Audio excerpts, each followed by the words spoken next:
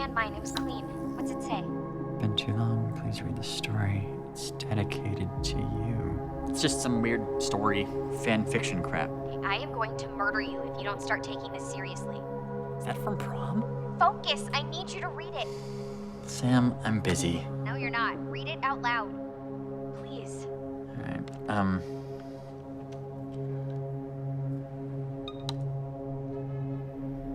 I am Rideshare.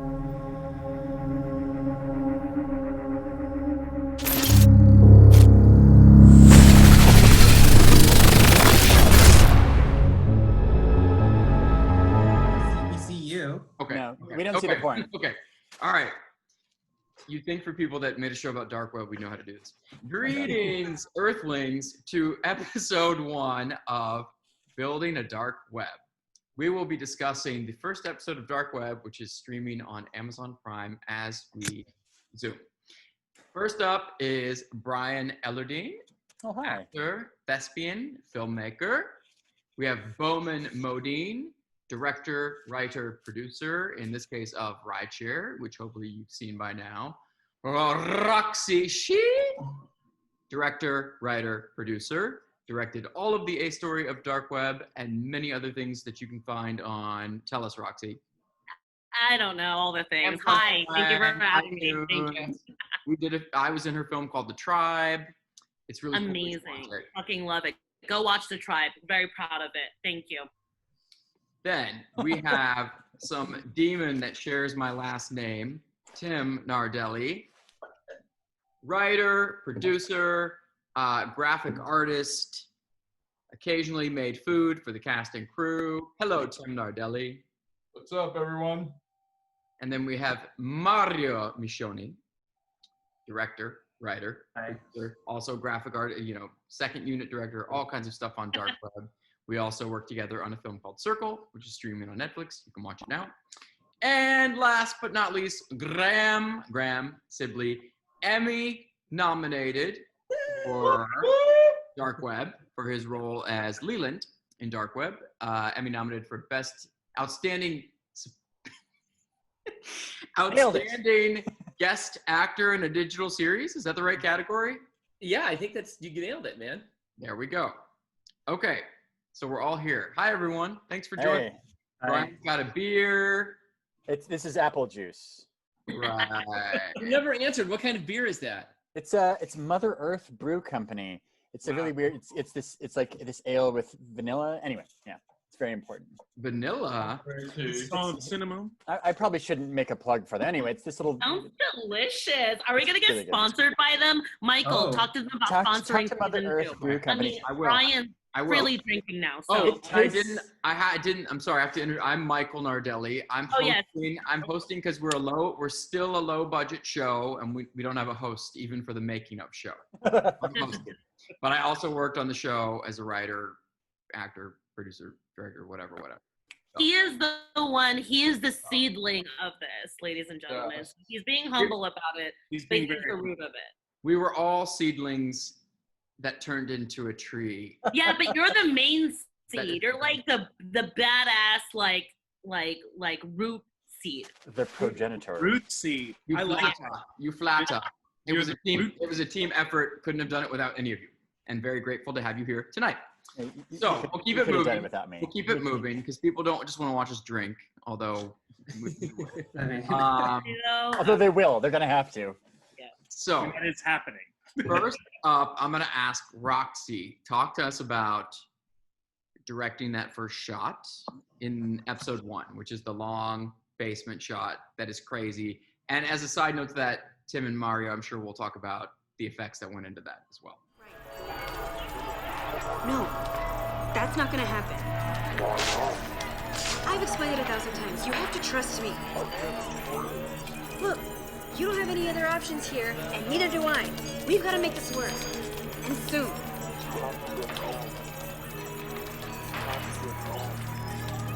Or he'll find us. That's what I've been trying to tell. I know. I'm tired. Because it took This is important, okay? Yeah, my dog is barking right now because she's like, I remember that shot and what it took to get that. Well, just overall in general, shooting the Dark Web A story, we did it over the course of 13 days.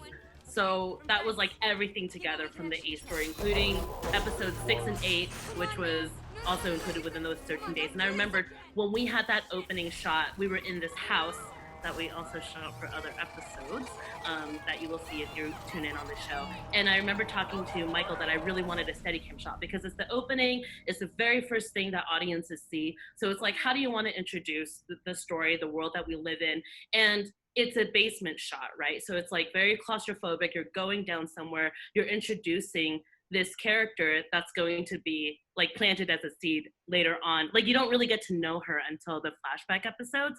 So it's important to just sort of give the audience a little bit of that nibble, right? Like before the series actually starts. And before we get introduced to Brian's character in episode 1.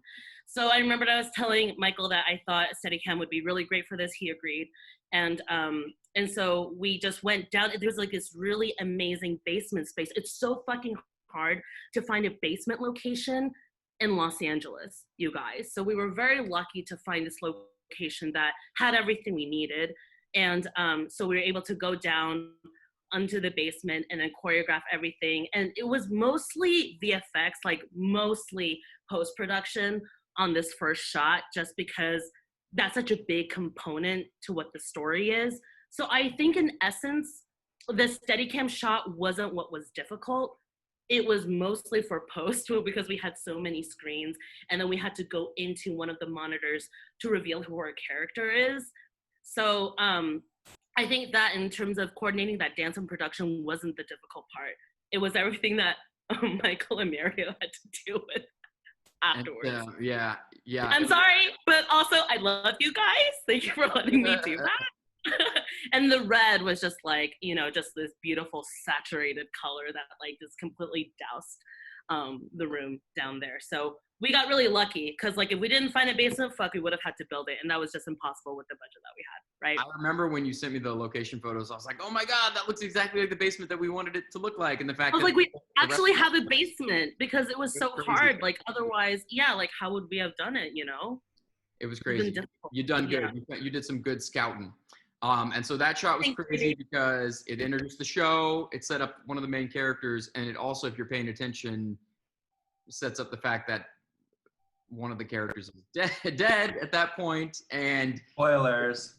spoilers, yeah, you're going in, I didn't say who, and then you're going into a webcam shot as well, so it made it really complex. So Tim and Mario, if you want to talk about like the effects and everything that went into that, and the graphics and the assets and the months and months of research. Yeah, I mean, I think the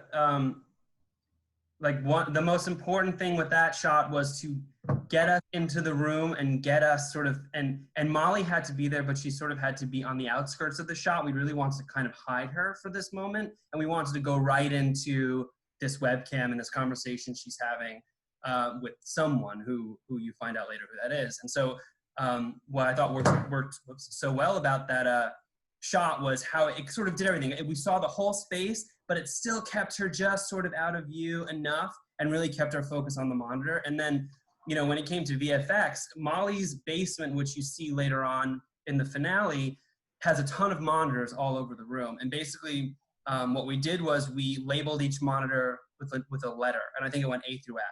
And so we knew throughout the show what would be on each monitor. One monitor was always security cam footage. One monitor she would always be watching news on. One monitor we had her watch old cartoons a lot. Really part of the reason why it was old cartoons was because public domain shit. And we didn't have a bunch of stock footage stuff. But yeah, she's always watching, you know, and then That's really neat. she had a bunch of computer monitors as well. She had a giant one in front of her and she had a smaller one. And so basically once we labeled them, for this shot in particular, but for the whole series, we had to go through and be like, what is Molly doing at this moment? What do those screens look like? What does that interface look like? And we had designers who were designing computer interfaces. And we also, on our end, were designing like newsreels and news chyrons and that sort of thing. And it was just a ton of people working together. And then we had to composite it in such a way that the camera would fly into it. And so that involved some speed ramping of the camera motions as we were getting close to Molly and that sort of thing. But I think, you know, it came together really well. Everyone did a great job. And so one of the things I'm going to ask all of us is like, if we could do it again, what would you do differently? You know, because this was an indie show, and we're all, you know, relatively young filmmakers and all that stuff, and performers and all that stuff. And so for people watching, I think it'll be interesting. Like, what did we regret, or what would we do differently? I know what yours is. That, well, I have a lot, but that shot in particular, looking back on it all, if you're a young filmmaker kind of doing stuff, especially in like the tech world, we should have either had all those assets ready before we shot and actually had them on the camera, which would have been great. But one, that wasn't totally realistic, and two, we needed some leeway for what we're going to put on there, and three, if we had done them live, they might not have shown. Might have been a lot of moire and all that stuff. So, so really, the lesson is make sure you have A+ VFX supervisor on the day when you have a really complex shot that involves multiple screens, which we did not have, and that shot was not properly prepped. And ideally we would have had all the screens with, you know, tracking markers and that sort of thing, and we really didn't, and we lucked out in finding VFX artists that didn't need them. But you know, looking back, I think looking back at a lot of there was a lot of unnecessary headaches. You know, we kind of were ourselves getting some of these shots to look good, and we're also very particular. I think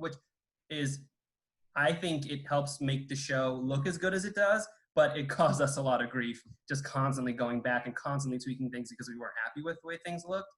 But yeah, I would say that was a huge issue throughout the show. Just screens that, because it was so indie and it was so pressed for time, I think, like you were saying, it is unrealistic to have all of these assets totally designed. Like there were things like, you know, clearances, we had to make sure certain interfaces, you know, were free to use and all of that thing. It would have been so hard to get that all done in advance, but had we had some of it, that definitely would have been helpful. And we can say that was one of the first shots we started doing effects on, and it was one of the last ones that we approved. Yes. I remember when we approved, I did like a backflip in the office. Yes. Yes. All right. I remember back when we were in the post group back in 2017 working on all the graphics for that particular shot. My God, it was like 5 to 6 days of we getting all those graphics done. Okay, what do you think about this Siron? Good. Okay, here's the next one. Can you do this? Back and forth, back and forth. It was like it was every day. It was every day. Tim, move closer to camera too. You're too far away. Come close. All right, so now Brian. I'm Brian. Welcome again. So you're pretty much the lead of this episode. It's all you, except for that brief opening of Molly, and then we move into Graham. So the first segment was all you. Yeah.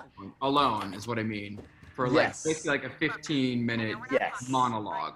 So super weird experience because I enjoy acting for TV, and most TV, when you shoot most TV, you're shooting a 3-page scene max. Like especially, you know, like the NCISs of the world, you've got a 3-page scene, and you shoot one take of that. You know, you shoot a few takes from one angle, and then they have to reset, and you have some time to like chill out and maybe work on your next scenes or whatever. And so I showed up first day ready to shoot like a regular TV show, and Roxy, she was like, you know, I feel like we should maybe just shoot all the scenes from this one angle first. And so she gave me like 12 pages of stuff to do. And I only had like the first 3 pages memorized as I showed up, memorized well. And like, so I was like, theater, you could do it. So my first day was spent me like during lunches and breaks, like trying to get ahead. And so we would just shoot 12 pages of dialogue in a row with Lana on the other side of a wall, like reading into a microphone. It was a lot. It was a lot, but it was also super fun. But I just remember being like, don't fire me. God, please don't fire me. I'd be like, oh, line. Oh, God. And then we also had this crazy thing where I had to like act, having seen the short with Graham in it that Bowman directed. Which hadn't been shot yet.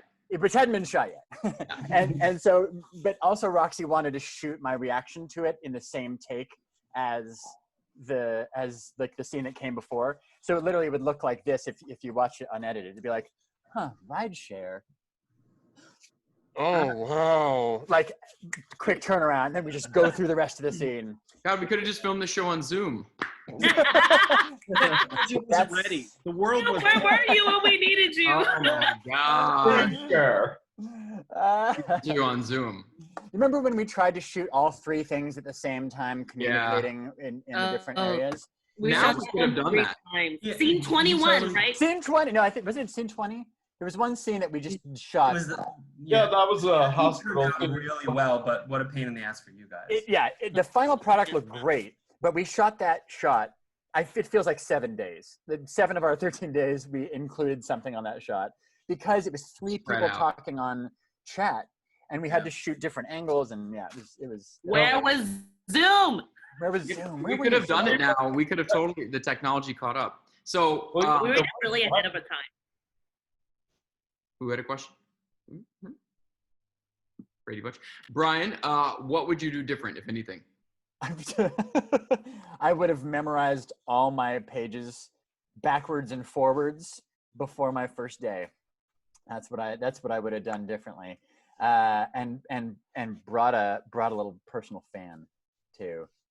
Yeah, it was hot. It was really, really hot. Yeah, I hope we get to talk about the cafe day because that was so hot. Yeah, you'll come back when we do that episode. That was exciting.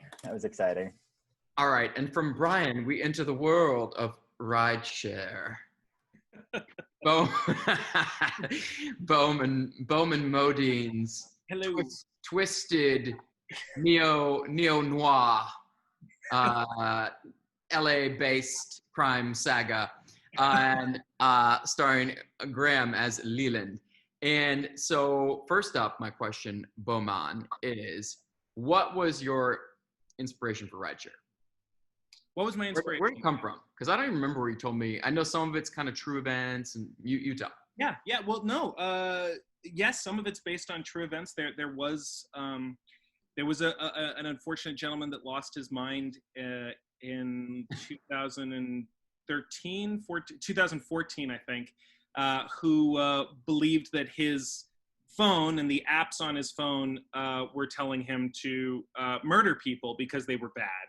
And I, at the time, at the time that I got the idea for the story, I think, I was driving for Angelica Houston, and I was just listening to NPR, and I heard this story, and it just stuck with me. So when Michael, when you came to me and asked me if there was a technological oriented horror film, I immediately thought of that as something that that could be mined. And so I picked the nicest person that I know, which is Graham, and figured like a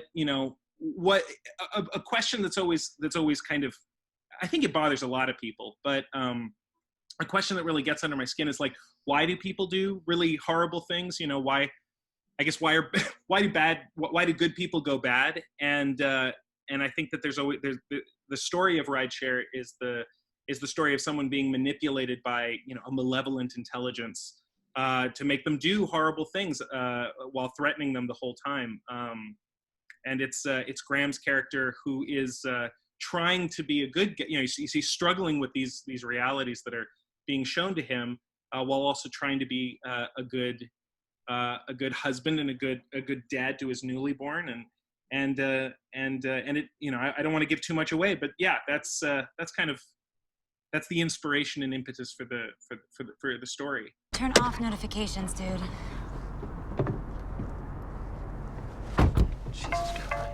You received 0 out of a possible 5 stars. Bowman, Graham, Rideshare is so good. Like, I have so many friends who like tell me that like it's like they love it, like they're enraptured. I love the button at the end too. It's Yeah, not. It asks the next question, and I always love it when thriller or noir or whatever doesn't just tie everything up. It leaves you going like, oh, there's a whole thing. Yeah, Oh, Bowman, another thing that when we sat down and had lunch there, and you were like, "I have this thing. Do you want to look at this?" And you had said that it was based on also the story of Job. Yes. Oh. And I really responded. I responded to that. I was like, "Wow, that's interesting. That's really cool." So yeah, maybe elaborate on that. Yeah. So it took me a long time to get to filmmaking, and I spent a little time thinking that I'd try on Catholicism for a little while, and I spent a couple years studying religion and things like that, and the story of Job, who's a man that is kind of caught in between this kind of this chess game between God and the devil, where the devil has basically challenged God, saying, it's really easy for people that you bless to be, good followers of you. What happens if what if I tore one of them down? I bet you I can get him to renounce you. And it's a really great. I mean, if you ever want to go to a place to find some good archetypal stories, the Bible's a good place to go, regardless of faith. But yeah, no, I hooked Graham in with the fact that I really love the strife of Job, and how he wants so badly to be a good guy, but the world is just not giving him any slack, and we were coming out of the recession. It was only a couple of years after that. There was a lot of tension. I mean, now it's completely now that tension looks like nothing. But I like the idea of torturing Leland. And ultimately he failed, right? dark. So Dark. yeah. So Yeah. yeah. And so, what were your stylistic influences for it? Because it does have its own distinct, really cool, gritty, urban style. And what was your hardest day or hardest shot or hardest whatever? And I'm not disappearing. I just realized my computer's not charging right now, so I don't want this to go dead. No. Talk amongst yourselves. I'm only going to talk about how much I frightened you. So now that you're on. Perfect. Yeah. Well, I guess, so it's interesting. It's funny. I didn't know that much about the A story. I had come to set, I think the day that you guys were shooting in that house, maybe it was even,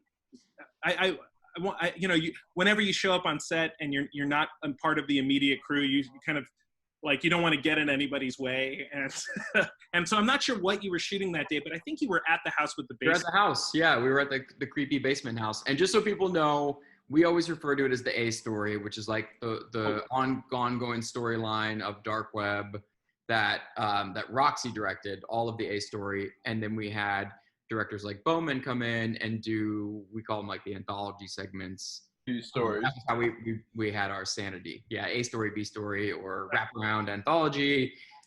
But I don't think I don't think that you guys had gotten to post or anything. So there was, it was more. I think that back then it was so. I mean, you guys were talking about it earlier on about how there was a lot of unplanned things. But I really loved that. I loved the opportunity to be able to kind of like be a little bit more scattershot, and try to take advantage of different opportunities and stuff like that. I think that the thing that I love noir, right? And my cinematographer Sarah Garth is also, she went to school and fell in love with both horror films and noir, and we created a style.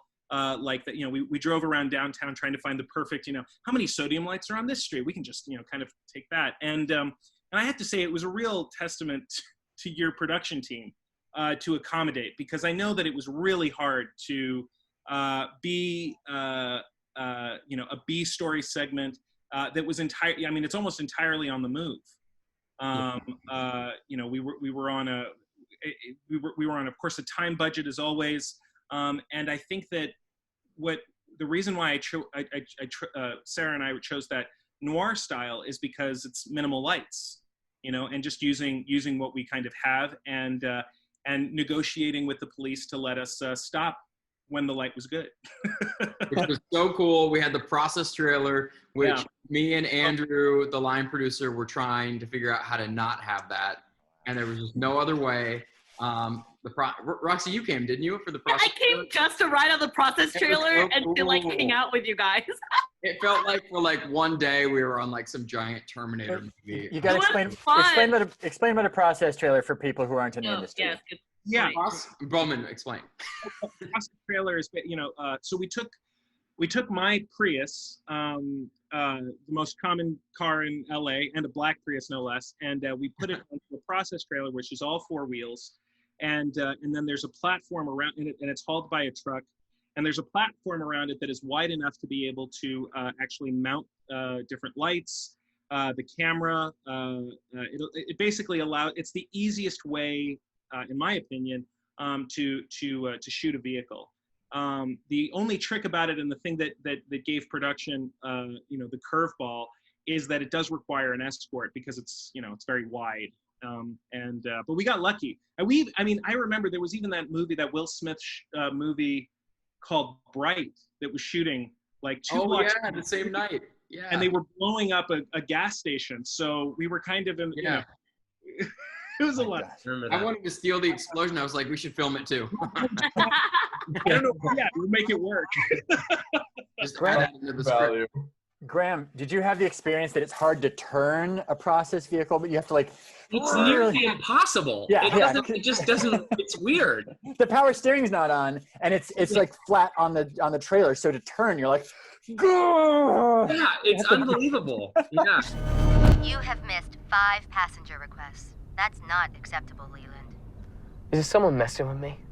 Are you hacking the phone or the app? What is this? Leland Adler, 36. Husband, father, son. Born in Verdugo City to Donald and Risa Adler. Only child. Please stop. I can't, Leland. Not when so much is at stake. Who are you? I am Rideshare, a peer-to-peer service where people are matched to local drivers at the tap of a button. We're passionate about our mission, to make the world a better place for people just like you. But how can I do that when so many people hurt one another? How can someone enjoy a nice, carefree drive from point A to point B when there are so many dangers? We're gonna fix that, Leland. You and me. You have a new passenger, Leland. Perhaps something more personal. Well, let's get to you, Graham. How did you relate to Leland? How did you find the character? Well, I mean, you probably relate to him more now because you're a daddy. Yeah, I mean, I think so. It's interesting. When I read the script, well, I mean, I think Bowman is really a genius. I think he's super amazing, and I think he's just so intelligent and thank you.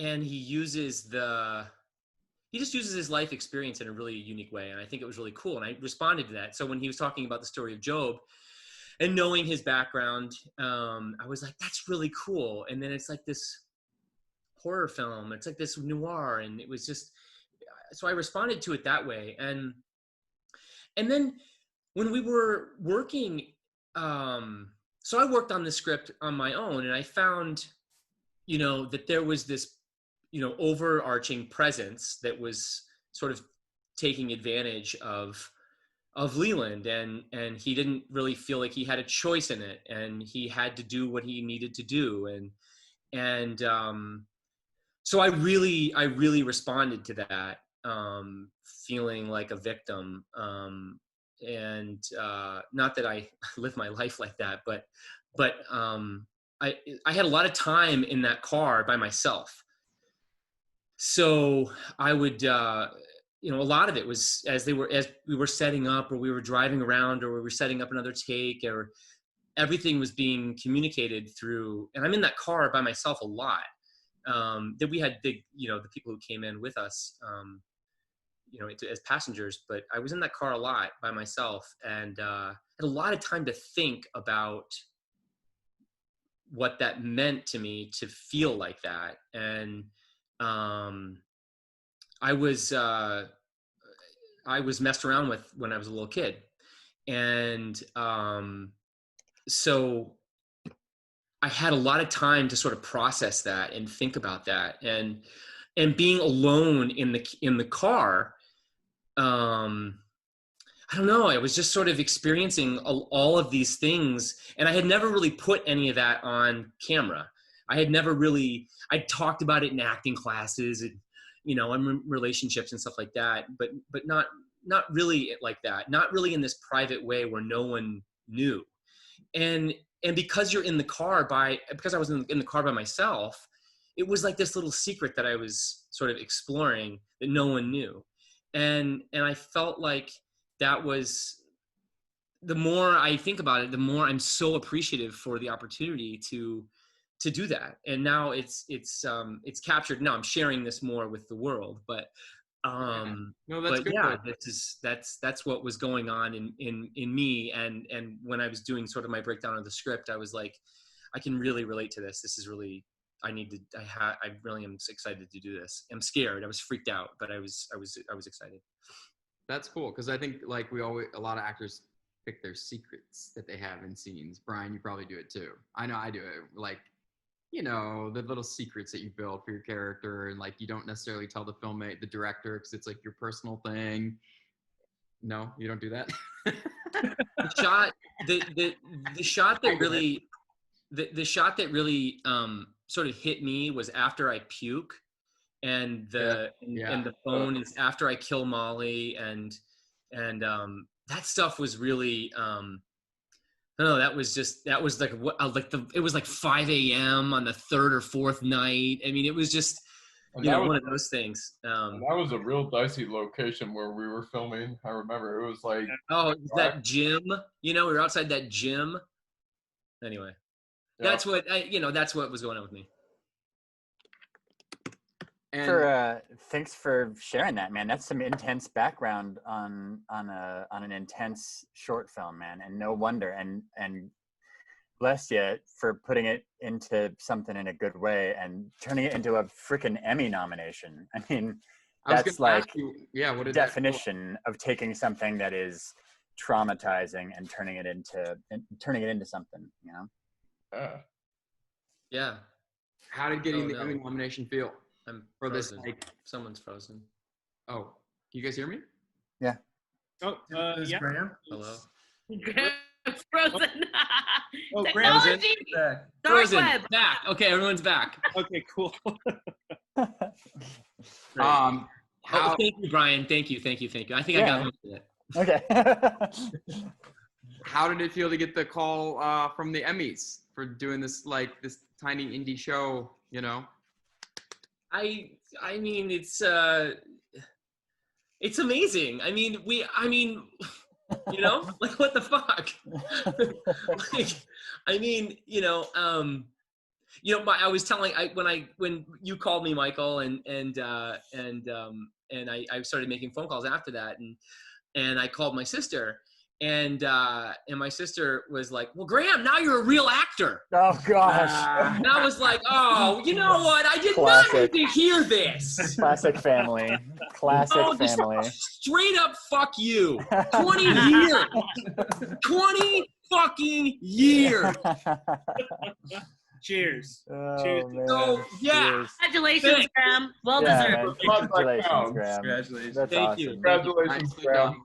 Thank you. No, it's amazing. I mean, it's an amazing, to be validated in any sort of way, especially right now during this pandemic where hope is sort of like stripped from us.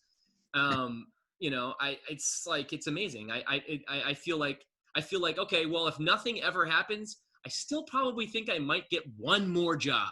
Well, thank you for bringing, your A game and your vulnerability and everything, and Bowman for directing the performance.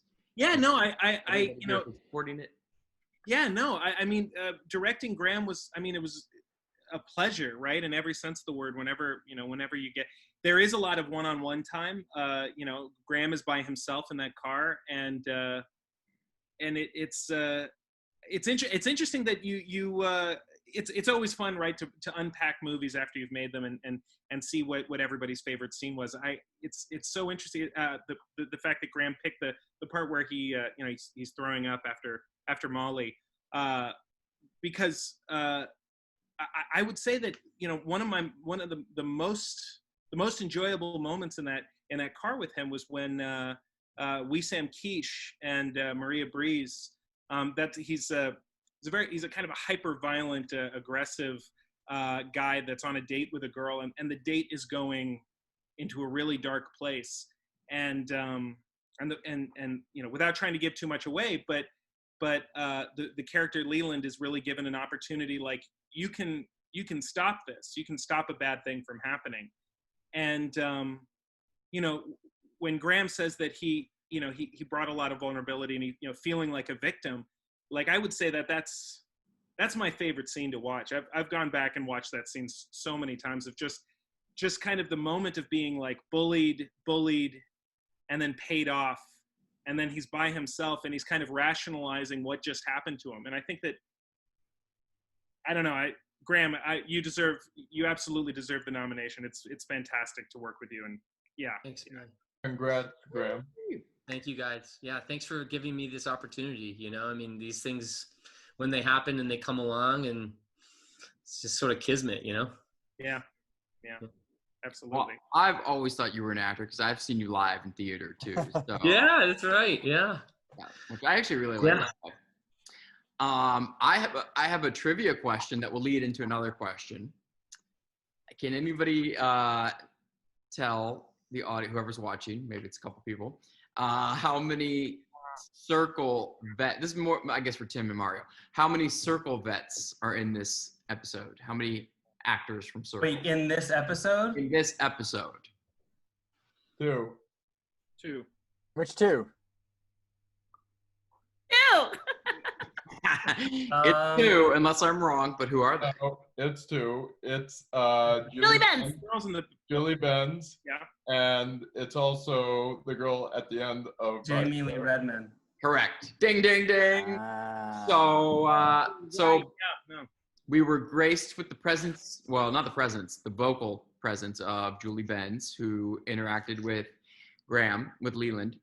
And she was great. And Bowman, you pretty much directed her. We worked with her in Circle. I was begging her to get involved in the show somehow, and she was out of town for most of it. And then at the last second, we had this voiceover.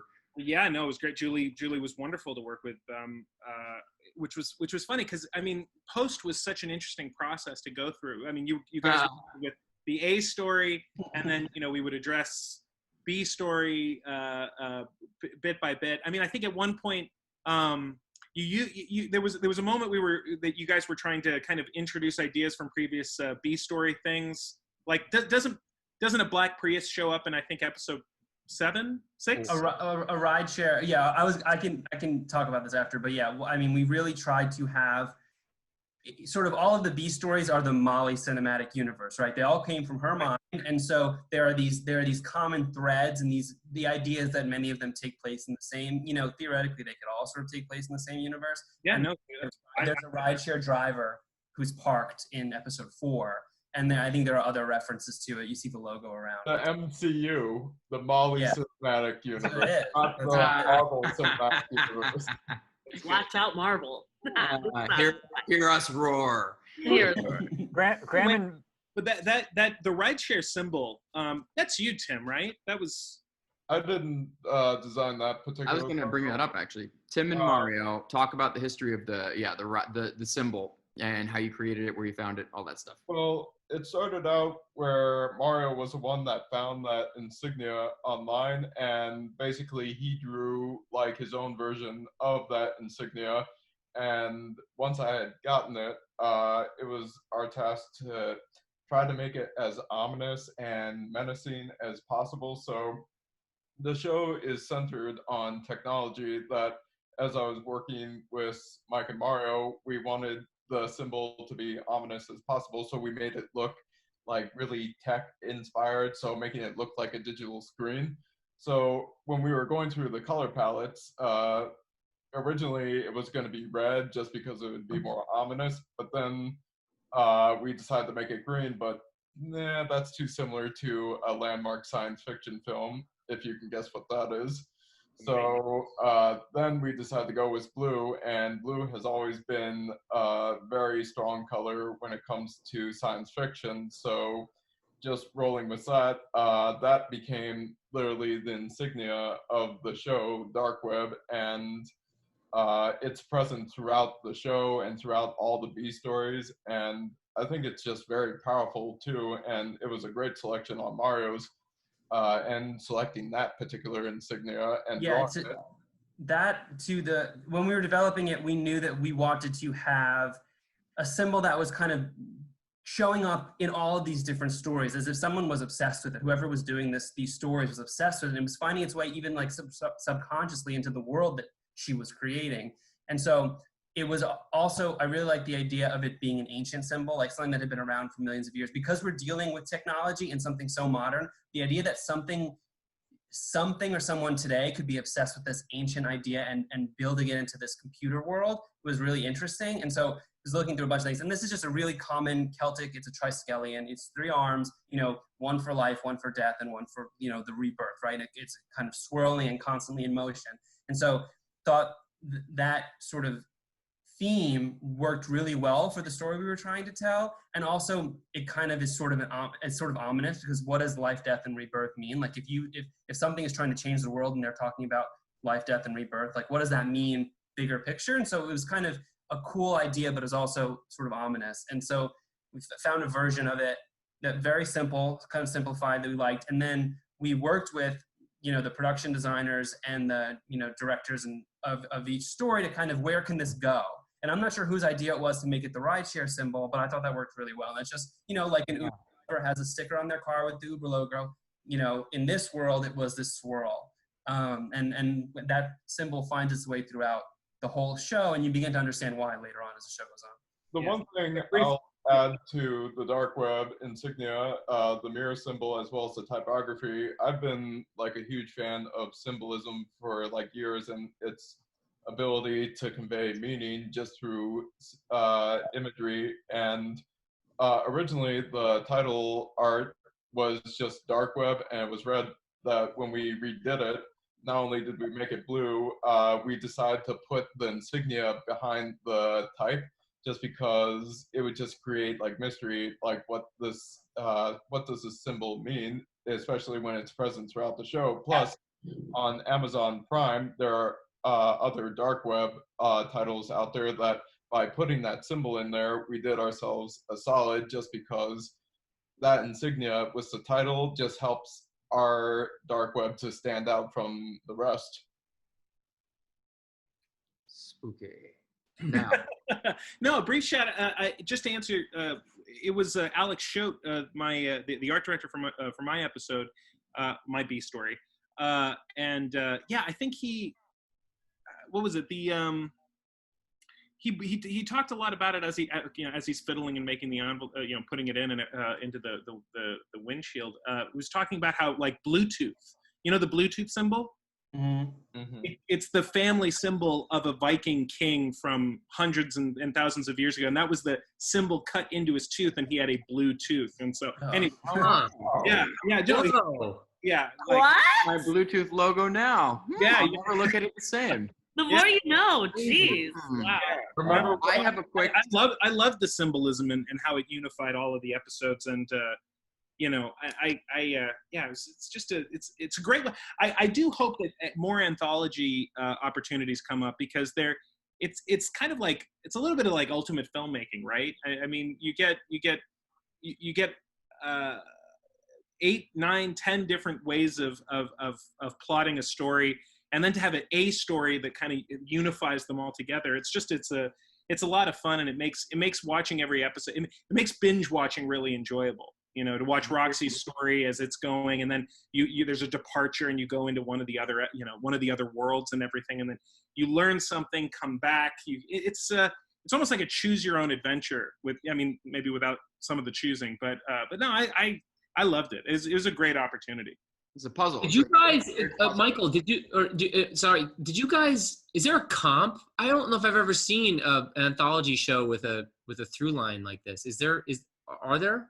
No. A little bit. There was like, you know, growing up, there was Are You Afraid of the Dark, which That doesn't really count though. I mean, the Yeah. campfire is just like it it's just wasn't as open. complex. Oh, There's something about what Everybody talk at once. Ready, go.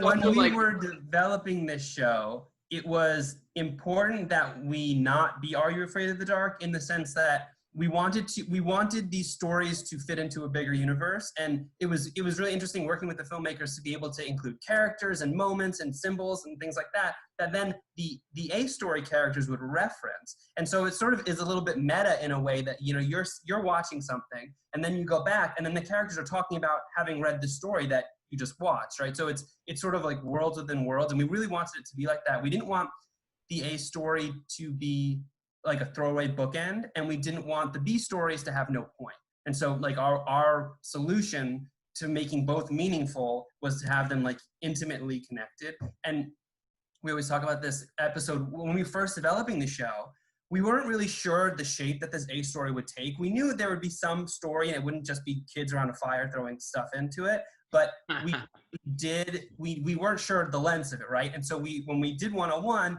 you know, it's a short little Ethan thing, he gets it, he reads it, it flashes him, episode's over. But as we go forward, we started to realize that the Molly story was a much bigger tale that kind of wanted to be told. And so while I think originally when we were developing it, we thought all of the shows are going to be like Ethan, with a sizable chunk being the B story, and then just an outside kind of mini story around it, it sort of got out of control and totally out of our hands, and it became a whole thing, and the A story got its own episodes and that sort of thing. And I think, to me, that's the only way we could have done it. But at first, we were being very optimistic and thinking, oh, we'll just do these little A stories around it, it'll be cool. And then it became its own beast. Yeah, cool. That's what makes it unique, I felt like. So I have a bit of trivia then on that before I come back to Roxy and Brian, because I'm going to force them to talk again. And trivia is, we're talking about the symbol, the Rideshare symbol. And again, another filmmaking learning lesson. Originally, your story was called Just Rideshare. Now it's called I Am Rideshare, if you watch the episode.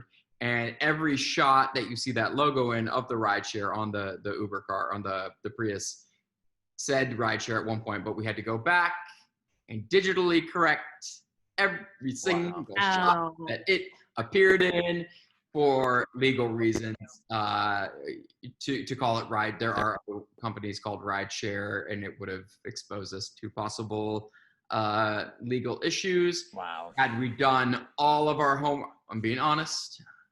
We'd done. No, seriously, this is what people need to hear. I feel like people like to fairy dust indie filmmaking, but it's really comes with a whole bunch of shit. You know what I mean? And learning, and a lot every of proper stuff. noun, every name, every proper noun, man. It is not. You can't just call somebody a name. You can't just like. I think that's why for a while. I think now Ethan has a last name, but while we were shooting, I don't remember if Ethan had a last name. Because I think it may have just been like. I don't know. Did he? I think he did, but I do know when we were filming like your stuff, we were going back and forth with the clearances, the name clearances and everything. And that's what Roxy was saying is like when you're an indie producer, you're responsible for everything, especially when there's only like one or two of you or three. You know, you're responsible for everything, and whether it's through like just not enough time or negligence or, you know, whatever. I wasn't paying attention. Some stuff slips through. I apologize too. I could have called it. Yeah, I'm sorry. No, it was on me to make sure that it was cleared, and for whatever reason that slipped through the cracks, or I don't know if at one point we thought it was like public domain to be right. Give yourself a little bit of a break, guys. You shot how many pages? You shot how many hours of material in how many days with how much budget? You did great. You can just, you guys literally did the impossible. So. It's so crazy. Literally. Well, we all did. I mean, you had to learn 1,500 pages. Graham, you had like a day to go to the depths of your soul and reveal, you know, like Mario and Tim. I mean, you had all the graphics, and Mario has a day job at Sony. But there's something to be said for like saying, you know what, I have an idea. Who wants to join me?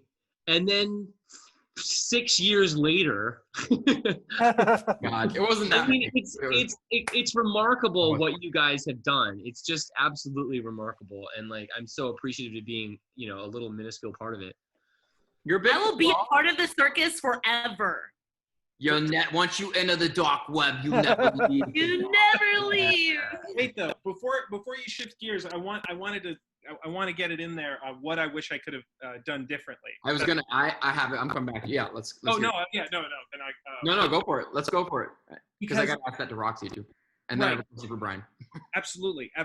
I would love to, especially if new filmmakers end up watching this, or students or something like that. The one thing that I wish that I had done better personally as a director is driven and gone through the scenes, because one of the things that ended up happening throughout the whole shoot, and it's something that I'm very lucky to all of the actors, you know, Graham, especially Molly, when we were coming up with how to extrapolate what's on the page and put it in the scene, a lot of the times not saying anything was much better, because it ended up not work. It just didn't feel like people in a car talking is a very different experience. And I wish that a thing that I would recommend to all filmmakers is definitely be in the environment that you're going, try to be as close to the environment that you're going to be in, and read your script out loud,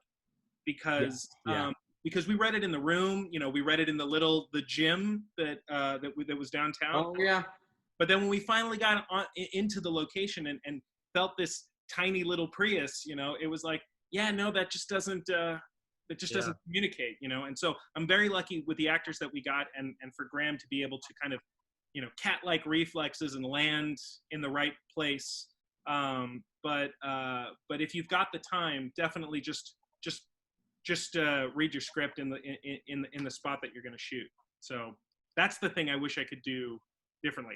And we should say Molly Hagan was great, and Maria Brees, and Molly Brandon Scott. Brandon Scott, my friend Brandon Scott, and Molly, being able to work with them was, I mean, they're good friends of mine, so it was really special to be able to do that. So thank you. Fun getting. I even think Sarah, the cinematographer, ended up being your wife on the phone, Graham. Yeah, that's right. And your wife in real life. Yeah. Your wife in real life. It should be a wrap. And Michael, you were my stand-in wife on set. That's right. I forgot about. Remember, you were okay. So wait. So picture.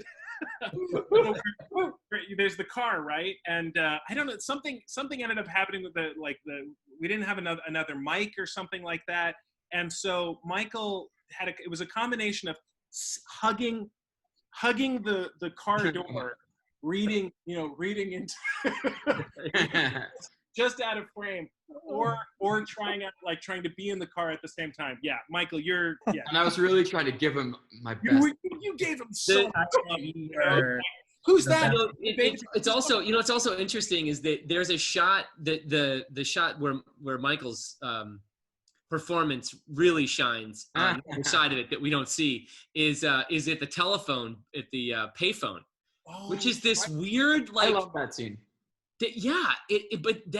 It was so fucking cold that night. And I think the hardest thing I had to do in this whole episode was act like it was not freezing fucking cold.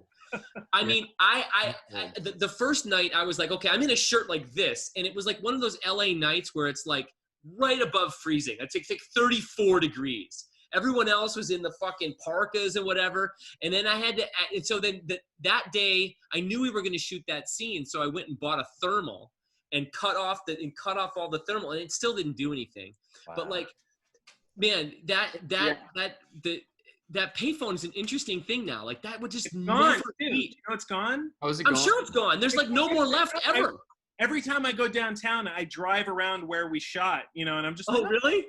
Yeah, like, you know, it's one of those little. Yeah, I mean, I recognize, like, I think my favorite shot is where where we stopped right by the train, where the train goes, and there's that light, there's the little, you know, avenue of lights right there. That's such a cool shot. We got so lucky that they let us shoot there, because there's this rule that you're not supposed to shoot any transit. You know, you're not. Oh, God, it makes it so good. It makes it so good. Yeah, no, it was great. No, it's good.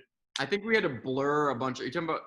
We had to blur buses. We had to blur buses. Yeah, we had to blur a bunch of buses because they had like trolls posted. But that train going by looks so cool, you know, and it's like it's just like you cut to that shot outside of it, and it just, and I look at it, you know, it's just so cool. And we shot that shot was like the 2 days later or something back. Yeah. Oh, it was November, and we were supposed to do it in 3 days, and then it was raining like crazy, so we had to cancel the last day. We went home for Thanksgiving and came back and the last day. Right. Oh my God, it was annoying. We didn't get. You wanted to like go home for Thanksgiving and be like, oh, we did it, and instead it was like, fuck. It was like 2 more days or something. Right. Yeah. Get that feeling of closure. So Roxy and B, Graham got a direct offer. Brian had to audition. Talk about the casting process. Roxy, you as director, and B, you came in and read for a different role. Mm-hmm. Yeah, I sure did. Was it Sam? Well, yeah. What role was it? Read for Sam's he role. read for Zach. He read for Renee's role. Yeah. And then he never even read for Ethan. No. I never. It was great, and then, honey, you were there with me the whole way, which was really wonderful. It was fun. I enjoyed that. It was fun going in to meet you guys and Russell, the casting director. The amazing Russell Bose, casting director. We got to bring him on the show. We got to bring Russell on. And for those who don't know Roxy, she's really chill right now.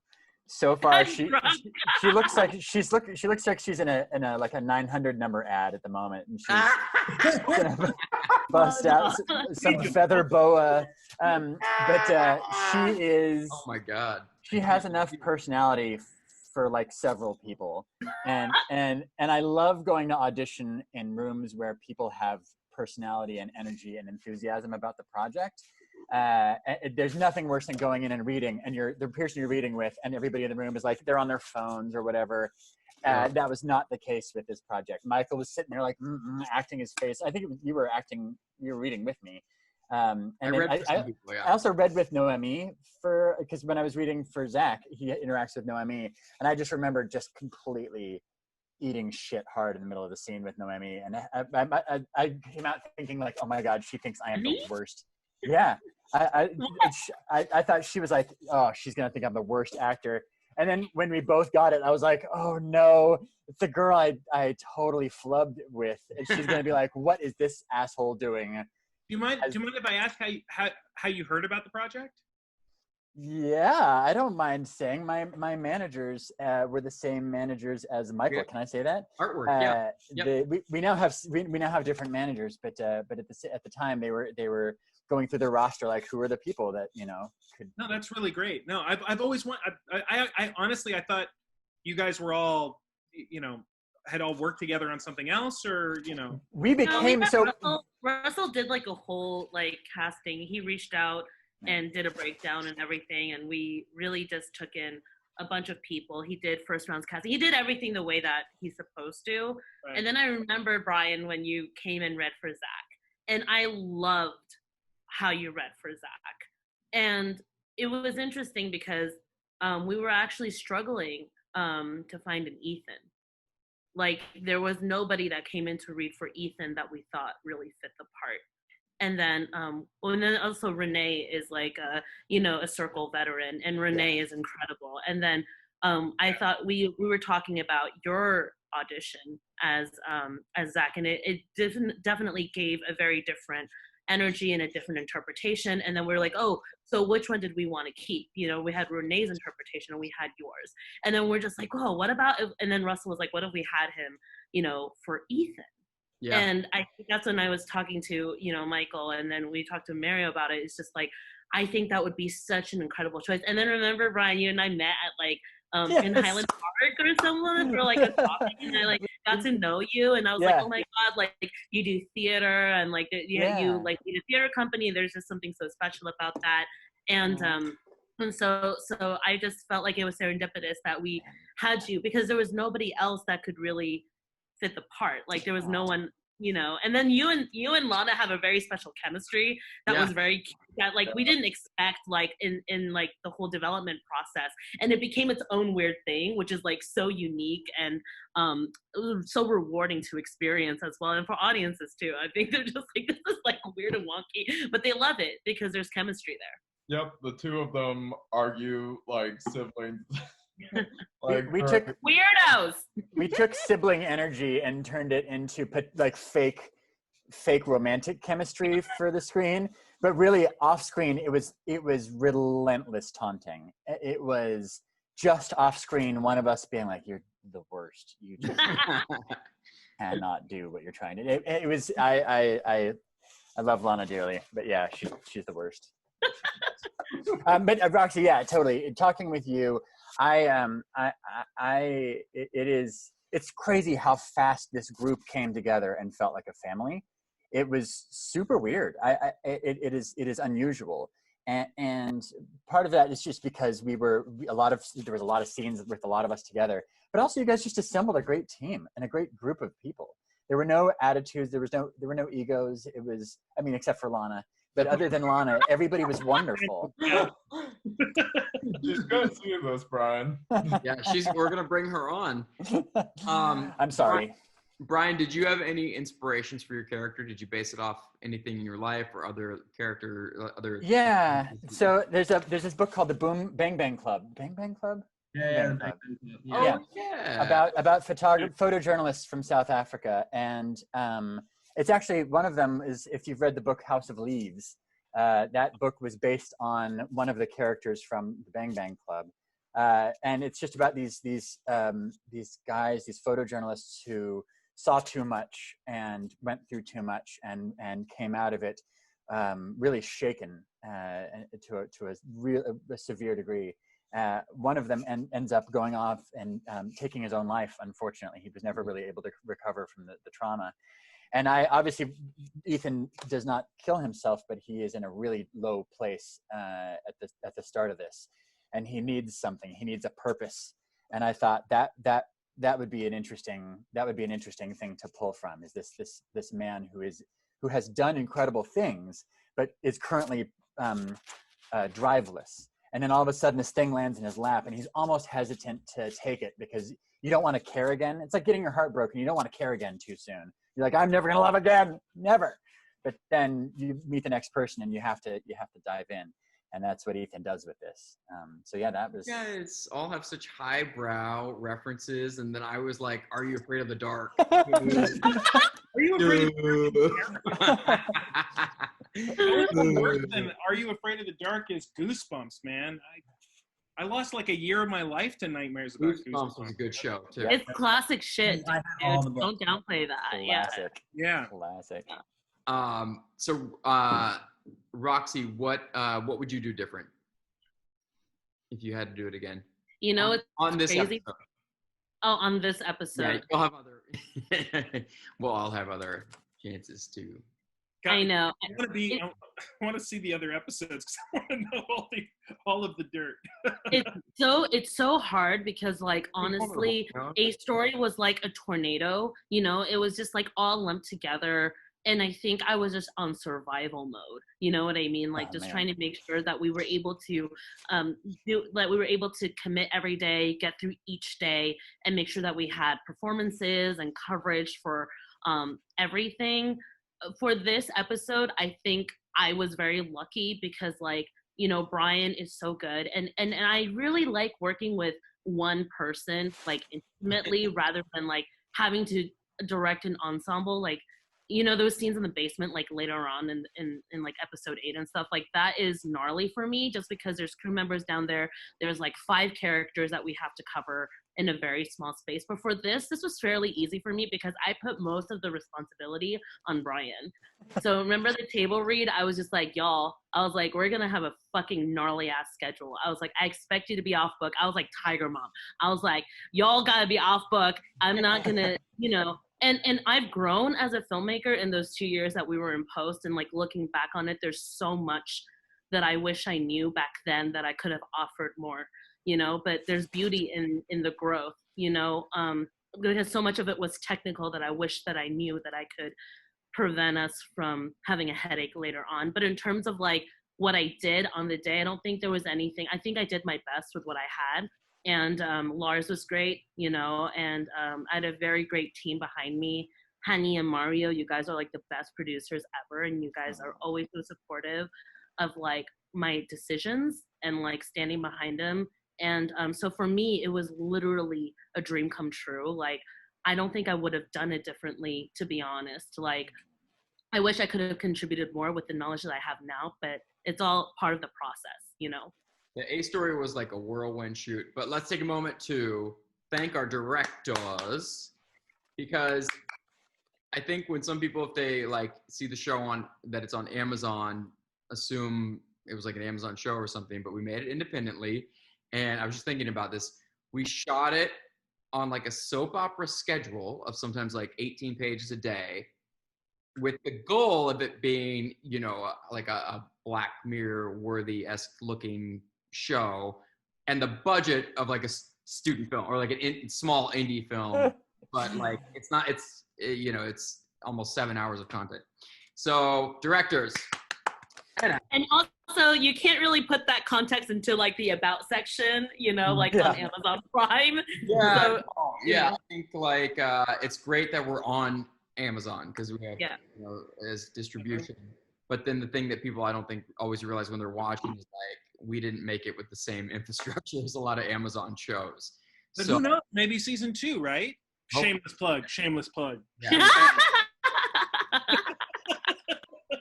Yeah, I mean, yes! we always know, like, if we were like, if we're gonna do this, it has to look good. It has to look.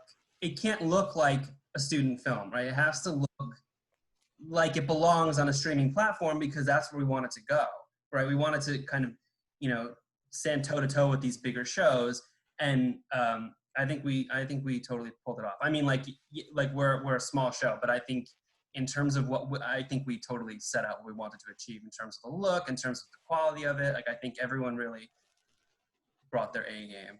I have a question. How did you guys choose Rideshare to be the first story? Oh, I can know the answer, but Mario, you want to go? That's well, great. I love this. Okay. Well, so for us in developing this, the sort of overarching story is that Molly is sending these characters stories in hopes of resonating with them, right? So she's not sending them random stories. She's sending stories that mirror their life in some aspect by something she's discovered online about them, right? So for Ethan's story, she sends him a story about, Ethan had just been recently fired. He's sort of not sure what he's doing with his life. She sends him a story about someone in that same position, even to the point where at the end of it, Ethan says, I was gonna join Lyft next week. You know, so that this story was sent to Ethan to strike a chord with him and pique his interest. And you see that going forward with the other characters as well. Sam gets a story about becoming a viral internet star, and she's an influencer. And then James gets a story about escape. It's like sort of escape from reality, and because he's dealing with a lot of shit that he just wants to bail on and he can't. And so part of the sort of fun of developing this show was finding stories that we felt fit into these slots that we had and these characters, and kind of making them work within the bigger story of the dark web. And you guys when did you make these choices? I'm gonna go pee. Keep talking. We all know you're gonna go poo poo. Personality for many people, guys. Personality. Rideshare was shot before the A story segment, right? Yeah. So we knew in general that it was gonna go. Wait, did we shoot A story first? A story we shot in like July, August of 2016, which sounds really. We knew in general where everything was going to go, and anytime there were sort of questions about how well they were going to tie in, there were times like at the last minute we were tweaking scripts, like changing character names and that sort of thing to make them fit in a little bit better in the B stories. But in general, we knew. Like, we had a whole discussion once we knew the layout of the show and how each episode was going to be about a person, and then moving forward when the group came together, what the stories were going to be. It was just a matter of we had our favorites, our stories that we wanted to do, and then finding ways to like make sure that they fit with the episode that they put them in. And we knew, like Brian knew it was Rideshare. I think you maybe even read the script. Yeah, well, when you shot, you say it. You say it. I said I had to re-say it. We went in for a post, and I had to ADR. That's what it was. Yeah. You were able to tell me generally what happened in it, but I didn't actually get to read that script before we. Oh, you didn't? Okay, Lana read hers, and I think I don't know. Maybe I'm wrong. I may be misremembering. I know there was at least one where I was like, I guess we'll see. Because I remember we were in various degrees of post. And I remember the line. I was getting ready to start Lyft. I was thinking about starting Lyft next month, and I remember that being a conversation that I had. I think this is a while ago. So, but I think with Michael in terms of like where it's funny because the A story influenced the initial like the pitch that I came up with before I wrote Rideshare. Mm-hmm. And then that influenced things that ended up happening in the A story, which by the way, I definitely think that it's always great to have more planning, but at the same time, like I personally love the approach that the show had of being able to kind of be able to be malleable as things came up and everything. And that could be me imprinting after a certain amount of time, but I thought that was, I don't know, Michael, do you remember it differently? No, it was all like, there was a concrete design, but then like how all the pieces fit was pretty fluid. And like the fact that your Rideshare symbol and car showed up in Mario's episode, which we shot like almost a year later. Yeah. It was like, as we went, things overlapped and bled into each other. Definitely there was definitely a lot of blurring lines. Like you said, there would be times when the A story was influencing our pitches. And there were several times when we went back to the creators of the B stories and said, you have to change this, you have to do this. This isn't like, this has got to fit in a certain way. This character has to be there, and then there were times where they would be doing stuff in theirs that we wanted to then reference, in the A story. And so it was very much going back, kind of the lines were very blurry of all these things. We were always constantly in either pre or post production on something, so they were always affecting each other. I will say that if we were to do a season 2, I would like to. I think what we set out to do with season 1 was have the A story and B stories be kind of interwoven tightly and matter to each other, and they do. I'd like to take that even further and have them even more tightly entwined. But just due to the nature of the project and constantly just being in flux on different things, we were able to go only to the extent that we were. But I think if we were to do season 2, I'd love to see them even more tightly, kind of tight. I'm on a show right now where we got to have about a month and a half of a writer's room, and yeah, I'd love to sit with all of you and see where all the pieces could intertwine more. Shameless plug. You're so cool, woman. I wish I could be a quarter as cool as you. So I want Stop! Cheers. I'm almost done with this bottle of wine. Don't tell my mother. I can't. I'm going to have a glass when this is over. Tim, but we want to talk real quick. I want to be respectful of everybody's time. Tim, the unsung hero of the episode, did 2 graphical in addition to producing and working on the show in all kinds of different ways, there were 2 pieces of art in this episode that you had to redo. Post shooting. One is actually very significant to the show, which is the prom photo. Yes, the famous prom photo. The original prom photo was terrible. It's a good example of having it done beforehand. And that was definitely a good. Make sure you love it before. That was a painstaking, compositing that into all those shots. All right, so Tim, talk about it. The two pieces of art that you had to do for different reasons. One for creative, and the other for legal. Well, the first one that we saw was in Ethan's apartment, where we see him in a war-torn Iraq because he was a war journalist, and the photo that was used at the time was not legally cleared, and I want to get into the legality of it No, it's serious. Basically, the photo was an actual war journalist, and they had put Brian's head on it, and basically the photo that they used was not clear because I don't want to say what happened to the actual war journalist. So basically, we had to redo that photo to begin with. So basically, we rented all the equipment that war journalists would have, and then Brian came over, and we just took at least lots of different angles and photos of him. By the pool, like I was standing by a pool for this. Yeah. I went from get more Hollywood than that. That's Iraq amazing. Via the pool. That's the lesson though, like of clearances. Like you make these things indie and you want them to go to the next level. Like if you pay the price if you don't do your homework and check some of these clearances and name clearances and we have artwork that we had to go back and blur in cafes because we didn't have the artist sign off. And there's a mural in Rideshare, Bowman, that you shot in front of that we had to go get the artist to sign off on. And what? I didn't know that. Yeah. The mural at the beginning? Yeah. I love that mural. Yeah, I that's interesting. That's a cool mural. Yeah. Wait, I have a question for you, Michael and Mario. Now I feel terrible. So in terms of like all did it. the process that you guys had to go through, like doing all of this, like clearances and all that stuff, like what do you think the landscape is like for indie filmmakers in the future now, especially like with what's happening and like how difficult it was for you, like not being able to predict how hard that road was going to be?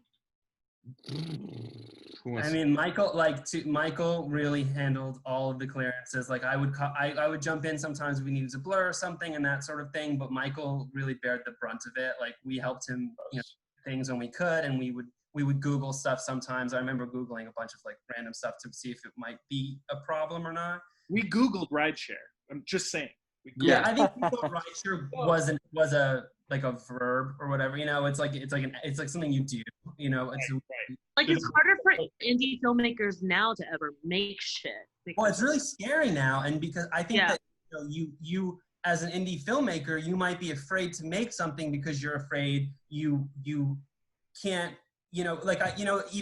Even shooting outside in the city, you have to get permits, and that you could do guerrilla for sure, but you always run that risk. And so I think it is scary for indie filmmakers. In terms of all of the things you don't know, and you learn by doing, right? Yeah. And so it's a weird gray area where it's like you want to make stuff, but you're afraid to. But the only way you'll get over that fear is by doing it.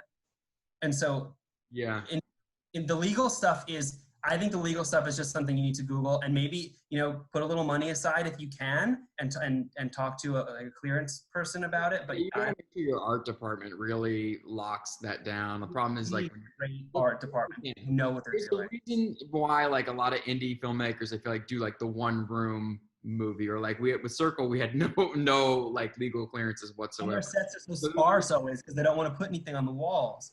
Yeah, exactly. There's a reason why like you keep it tight and simple, I feel like. And this like the whole storyline with this and the more people we got involved with it, the more ambitious it became and everything. And like if I had known going into it how tedious some of that would have been, I wouldn't have done it.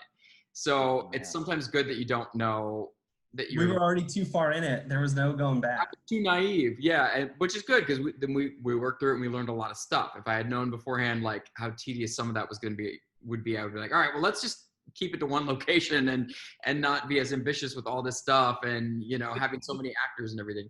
But Michael, I got to say, when I first pitched the fact that it was going to be a story that was entirely on the move in a car, I don't think I ever heard you say no.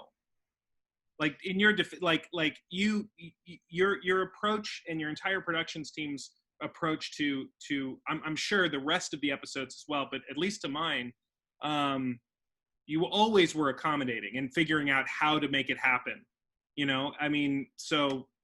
Well, everybody, like most people on here produce their own content, whether it's like film or YouTube or theater, Grim.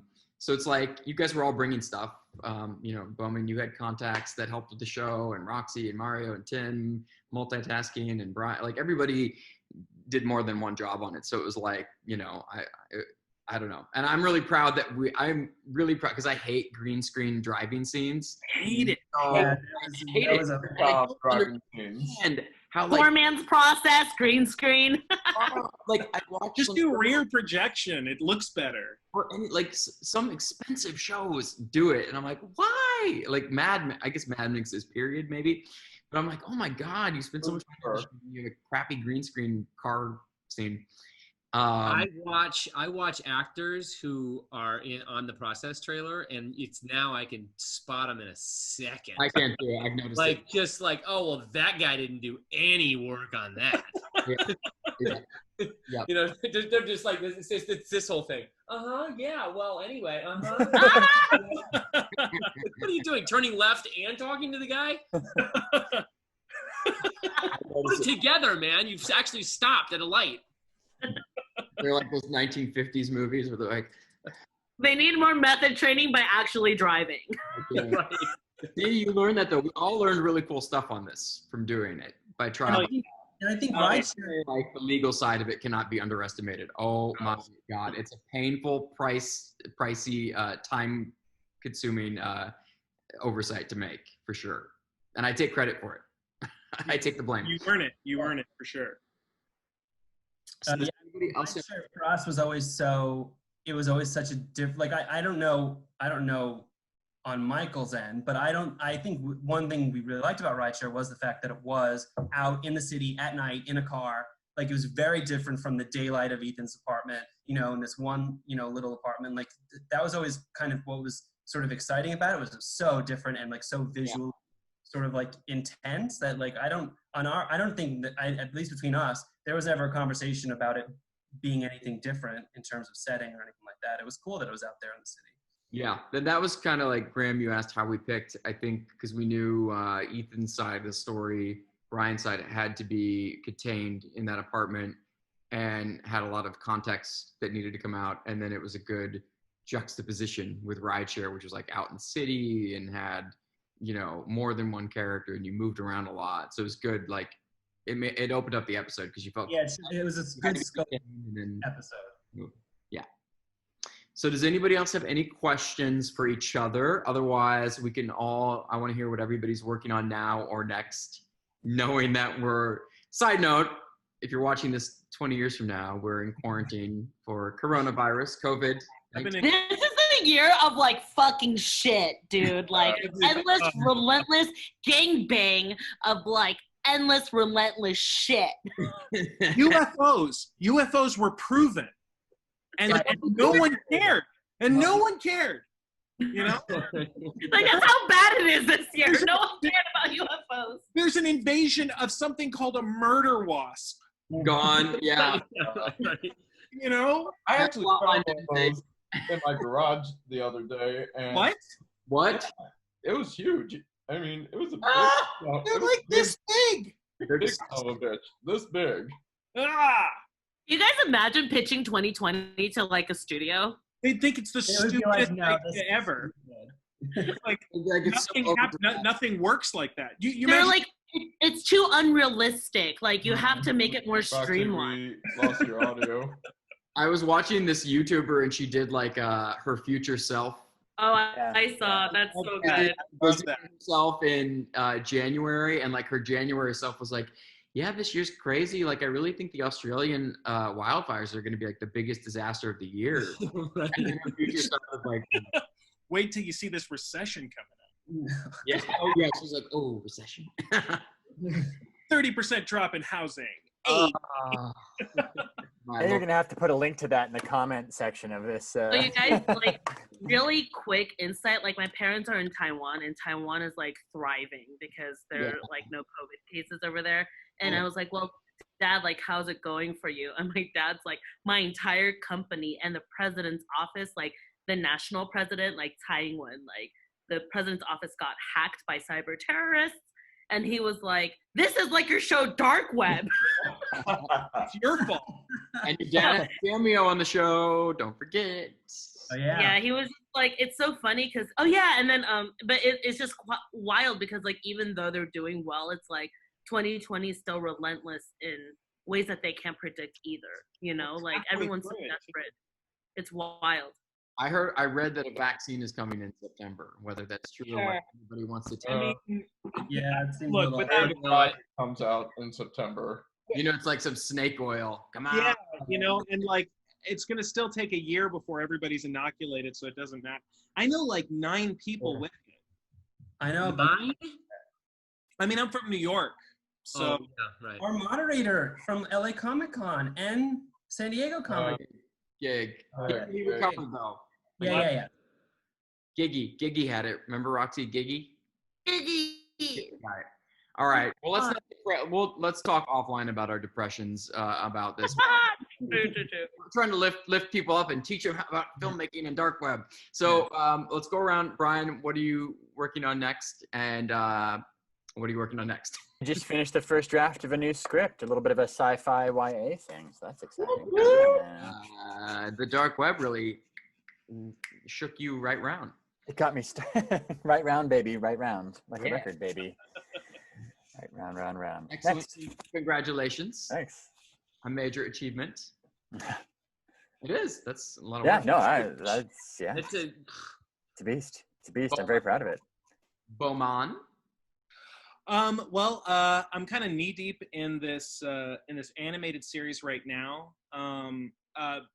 There's been a really big shift toward animation because the teams are already kind of naturally isolated. It can be done from can kind of be done from home. So I've been doing a lot of animation stuff, but I can't wait to get back into live action. So the next project that I'm working on is inspired by my experiences with my wife, who's pregnant. I'm writing and developing a horror pregnancy movie. Awesome. Nice. I look forward to that. And we'll probably be divorced next year. That's a sequel. That's a sequel. I love it. Look who's divorced now. Yeah. Because she's going to shoot the movie too, right? Oh, she's going to shoot the movie. Oh, it's going to be interesting. You'll all be invited. It'll be just, the deconstruction of the director. I love train wrecks, my favorite. Yeah. Mario.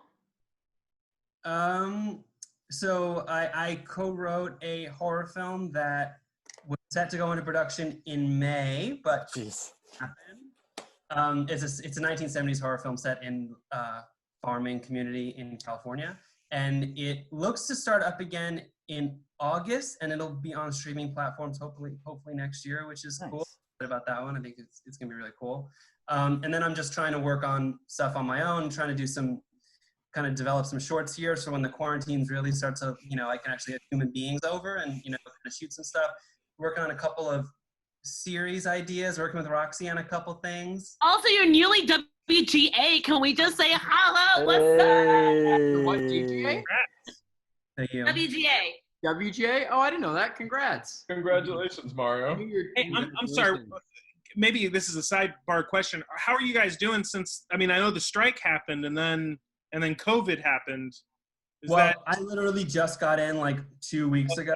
I have my orientation next weekend. So it's been sort of interesting. Also I don't have management at the moment, so it hasn't been really a problem for me. But you're fine.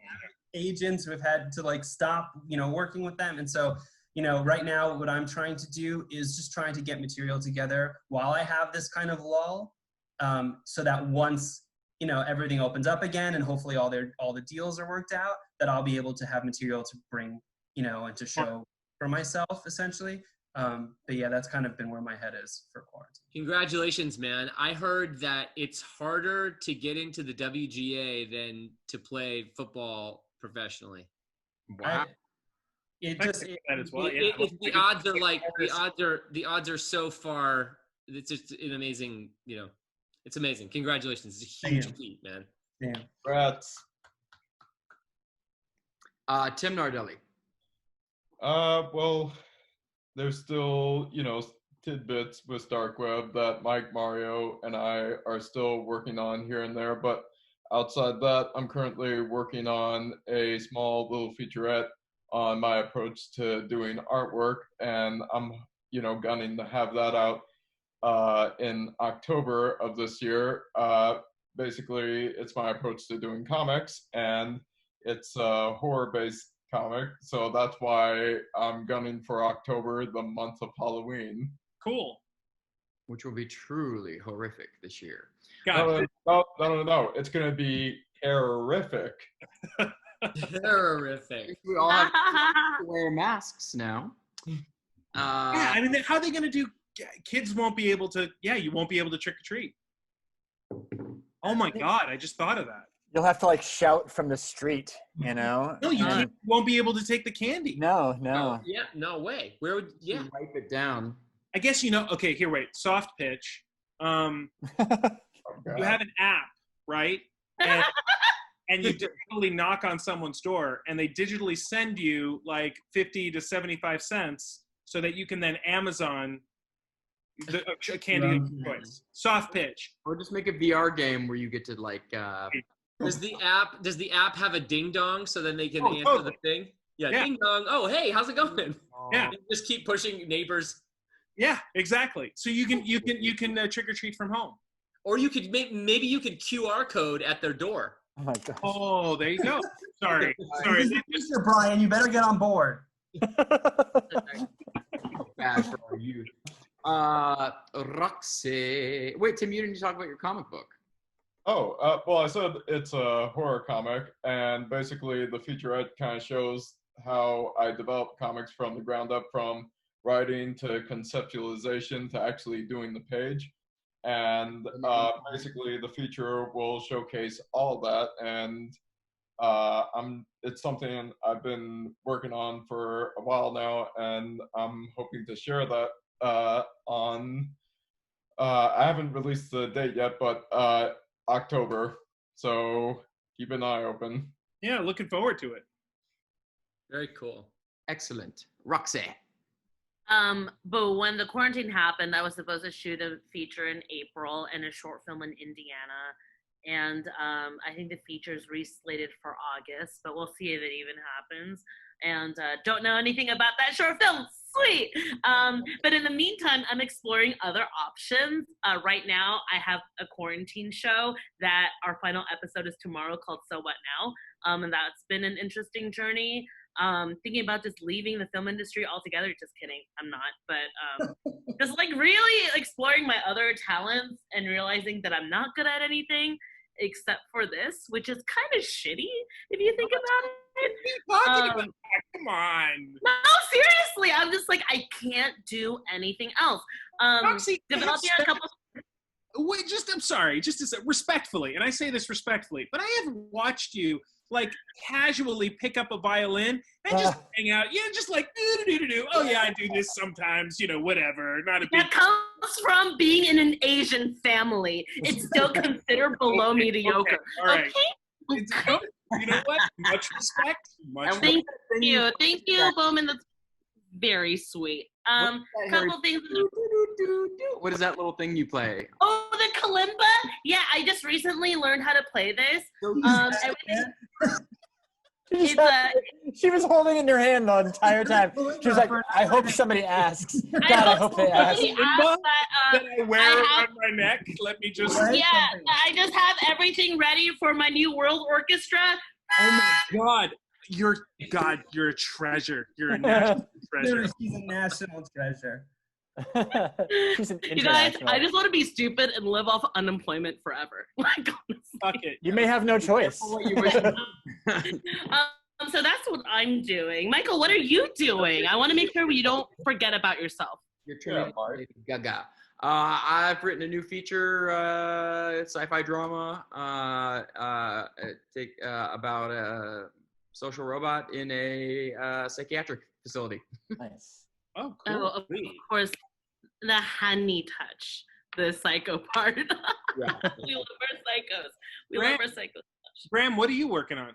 Yeah, Graham. I have been researching. I'm playing Abraham Lincoln in a movie. What? And it's based on the Lincoln Douglas debates. So I've been deep dive into that for like the last month. Lincoln. So Yeah, it's been great. I mean, it's been really interesting to be studying that stuff in depth with what's going on right now, because it's really it's just horrifying what our history, how vocal our history was about this. So it's like you just get it. I just have a whole new understanding of how really fucked up our country, how we have a long way to go, you know.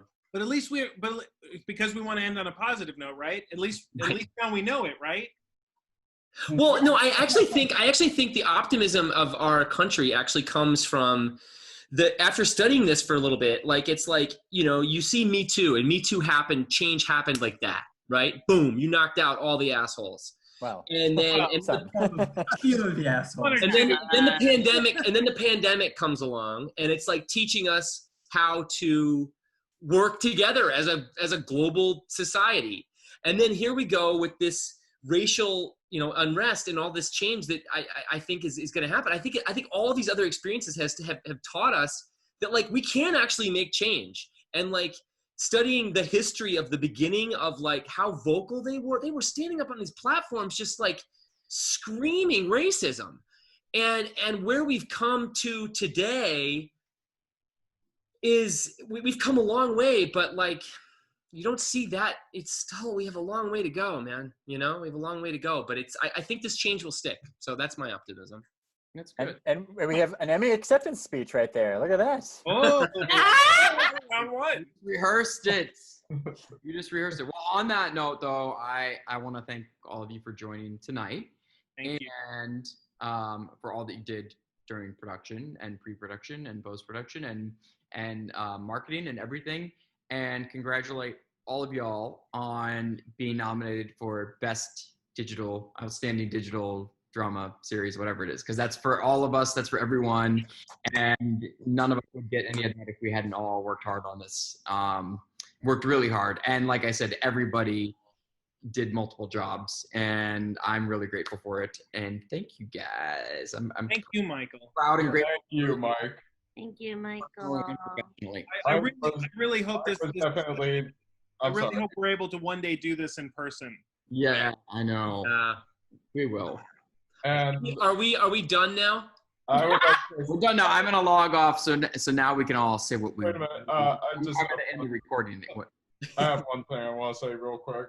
Mike has definitely been the captain of this ship of Dark Web. I remember when Mike, Mario, and I first started talking about Dark Web at Hugo. This was like back in, my God, 2015. Yeah. And Mike has definitely been the captain, guiding everyone and telling everyone how we need to get this show done. So I think we all owe him a huge debt of gratitude. And thank you, Mike, for, you know, bringing us all on the trip. Thank We you. love you, honey.